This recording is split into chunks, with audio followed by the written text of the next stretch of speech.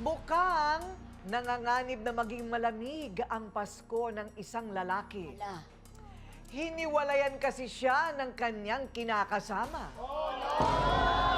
Dahil daw sa pananakit kapag galit. Ay, bawal yan. Pero si lalaki handa raw magbago sa ngalan ng pag-ibig.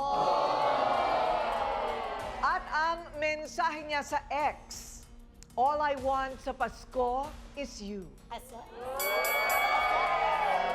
Ang dating nagmamahalan na nauwi sa hiwalayan, Yelang at Kiko, harapan na.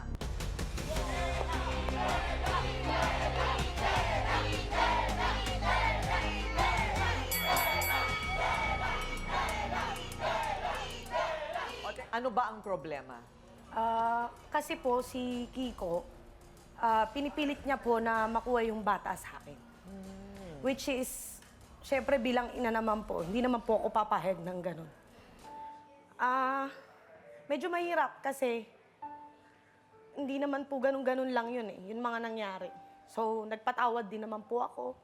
Naging okay, nagsama kami, nagkaroon ng anak, tas naging ganun ulit. Parang, ano lang din po. Ngayon lang po na parang ang nangyayari kasi parang pinipilit niya na makuha sa akin.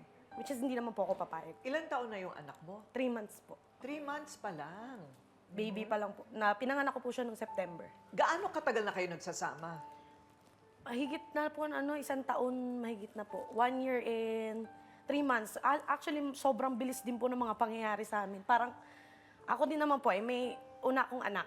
So, hindi nag-workout. So, nasa akin po yung, nasa pamilya ko po yung una kong anak. So, syempre Ilang bilang... taon na yun? 2 years old po.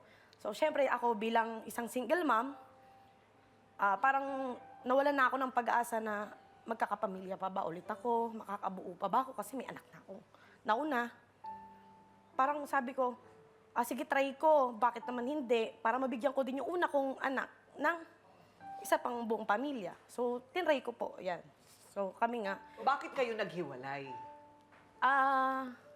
Yung una po kasi naming kaso noon, nung buntis pa ako, medyo nagkakaroon po kami ng pisikalan. Away po mag-asawa.